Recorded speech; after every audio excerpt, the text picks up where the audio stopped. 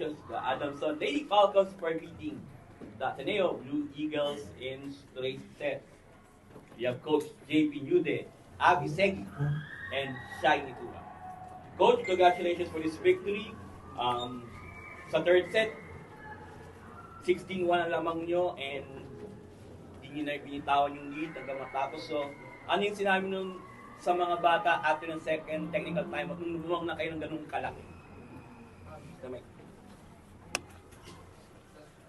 Yung ano lang kasi sabi namin, ano lang talaga, instruction is continue to keep going lang talaga. Kasi syempre, it's not, kumbaga, it's not a safe lead pa rin kasi hindi pa natapos yung game. So, stick to the system, stick pa rin kung mga instruction. So, yun. So, we keep going kasi, yun nga, we thank the Lord first no, sa panalo ng araw. Thanks. And to Abby, this is your first UAAP game sa college. So, ano masasabi mo na, yun nga, eto, malaking crowd, bright lights. So, what can you say? Syempre po, first year, it wasn't easy po for me. Kasi yung sa process po, mahirap. Sa off-season, sinusubok po talaga. Pero thank you Lord kasi win kami, first game, and then, ano lang, one step at a time lang po kami, one game at a time lang. And yung mga lapses po na nangyari ngayon, i-workout po namin sa training para next game po maayos na kayo. Yun po. And last to Shai. Shai, yun nga, ito na, dumating na yung mga teammates mo sa high school like si Abby. So what can you say, you have someone like Abby na to count on para hindi maging over-reliant sa'yo? What can you say? Ano naman po, very grateful po. Thank you Lord sa panalo and thank you Lord din kasi provide niya kami ng tao, which is yun nga, yung mga teammates ko from high school. Yun nga, sabi nga namin, since then, back in high school, that's the plan already to be complete in college. Na kung sakali na nagbabaka sakali kami na mayangat namin yung chemistry na nabubuo namin. Chemistry na nabuo namin nung high school up to college. So, let's see kung paano po kami makakabuo ng chemistry and ng history through our people po na provide sa amin nito. Shai had 16 points and Abby Segi had 8 points and 5 6. Okay, the floor is open for questions. Ayun na yun nga after a record-breaking Roby season last year, tapos nag-alas ka pa, mataas yung expectation sa'yo this year. Paano mo lang hinahandle yung ganun? And yung responsibility mo na rin sa team na mas malaki na bilang leader? Same pa rin naman po. Actually, gumaan nga po siya for us, lalo sa team. Kasi nga, collective effort na siya.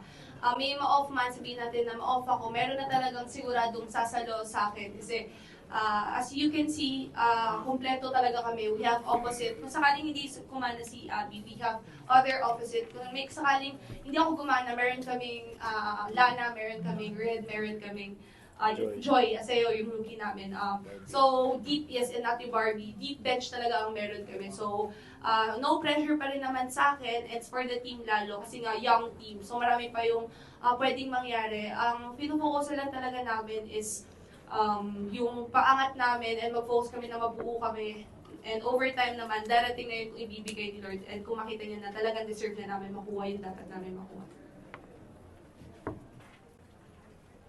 Coach, at this point, siguro, gano'ng kaiba na lang yung make-up ng team after last year and, parang how did that affect siguro yung confidence, you personally also with your set of players right now?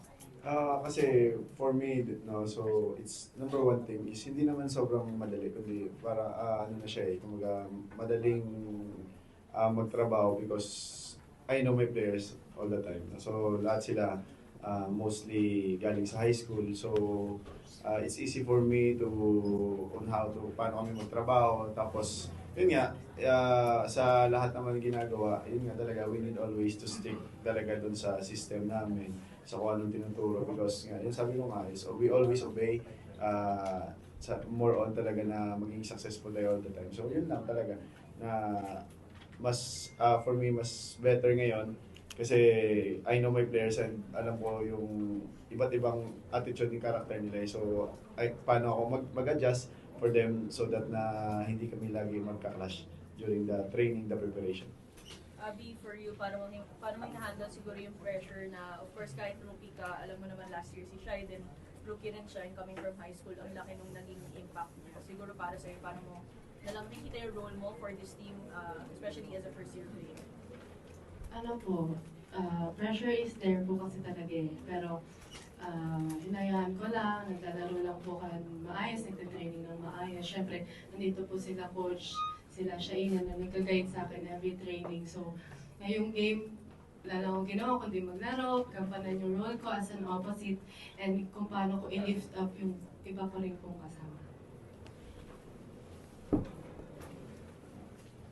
Coach, ito, first big test nyo, short turnaround from today and Wednesday against the defending champions, and yung tapos sa Q-Pub pa yung venue, your thoughts? Siguro na we go back sa training training ground so that we prepare well sa pagdating sa Wednesday na game. So, yun lang. So, we need always to help each other. Diba na and yung kalaban, so we know that they are a strong team pero syempre kami we do our best, no, so that makakuha namin yung panalo by God's will sa Wednesday. So we need always to go back to the drawing board so that na makapag-prepare kami ng maayos sa Wednesday. And to Shai, NU sa Q-Pub tayo sa Wednesday, and ito nga, it's a different NU from, although hindi pa natin sila nakikita maglaro, ano yung masasabi mo sa kanila?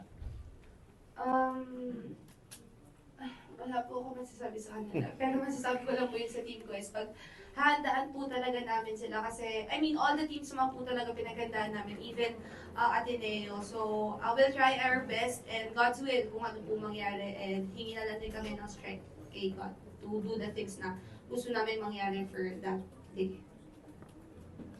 Congratulations! Thank you, thank you. Thank you po. Abby and Salamat. Shai.